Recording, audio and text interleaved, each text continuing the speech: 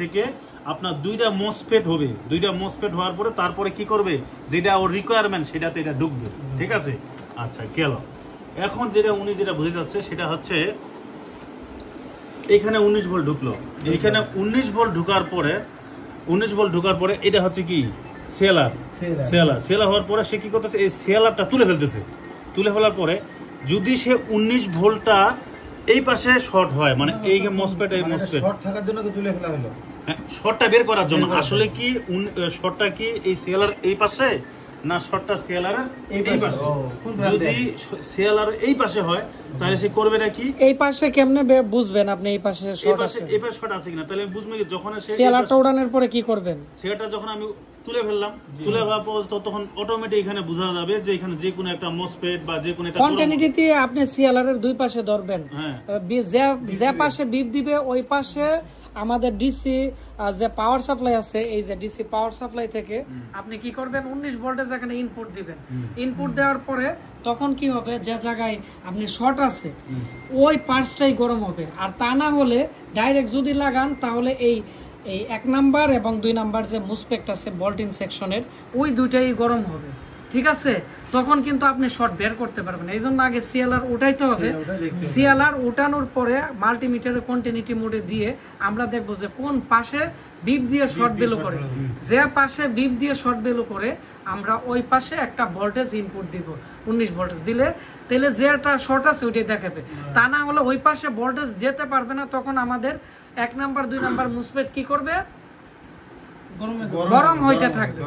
ঠিক আছে, আর এগুলো কমন পয়েন্ট। তো ধন্যবাদ। আজকে আমাদের ক্লাসে আপনারা সবাই অনেক ভালো বুঝতে পারছেন। আর আমাদের আজকে একজন স্টুডেন্ট, উনি কিন্তু আসলে অনেক গবেষণা করছে, তারপরে আমাদের এখানে ট্রেনিং করতে আসছে।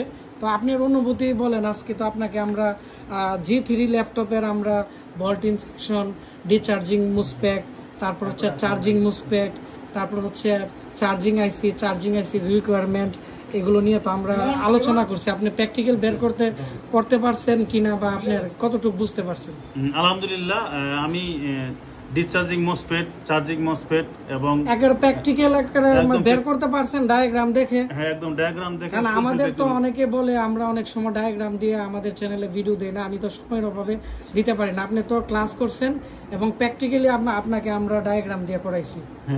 অনুভূতি কেমন? অনুভূতি খুব ভালো, অবশ্যই ভালো। এটা আমি ক্লিয়ারলি বুঝতে পারছি। আর আপনি এই লাইনে কতদিন যাবত আপনি গবেষণা করতেছেন বা আপনি আইটি সেক্টরে কাজ করতেছেন? আমি আইটি সেক্টরে অনেকদিন ধরে আছি, 2018 সাল থেকে, কিন্তু ফুলফিল বুঝতাম না। মানে ডায়াগ্রাম কি বুঝতেন? এর আগে ডায়াগ্রাম বুঝতাম না। তো এখন আমাদের এখানে তো আপনি মাত্র 2 দিন হয়েছে আসছেন, তাও একটা বেজের মাঝখানে আসছেন। তো 2 দিনে আপনি ল্যাপটপের ক্লাসে ঢুকছিলেন, তো ল্যাপটপের প্রথম দিন বল্টিং করছেন। তো আজকে আমি আপনাকে প্র্যাকটিক্যালি কিভাবে শর্ট বের করতে হয়, কিভাবে কি করতে হয়, এটাও আমি বলে দিলাম। এবং আপনার প্রচুর প্রশ্ন ছিল যে কোনটা কি মুসফেট, কিভাবে আসছে, কেমনে কি, এগুলো তো ডায়াগ্রাম দিয়ে বুঝাই দিছে। আপনি এখন কতটুকু বুঝতে পারছেন, আপনার অনুভূতি শেয়ার করেন আমাদের দর্শকদের সাথে। আমি যতটুকু আজকে ক্লাস হয়েছে অতটুকু ফুলফিল ক্লিয়ারলি বুঝতে পারছি। আপনি কি মনে করেন আপনি ডায়াগ্রাম ধরে কাজ করতে পারবেন? হ্যাঁ, পারবো, ইনশাআল্লাহ পারবো। তো গাইস, আপনারা সবাই ভালো থাকবেন। এই ছিল আমাদের আজকের ছোট্ট একটি ব্লগ ভিডিও।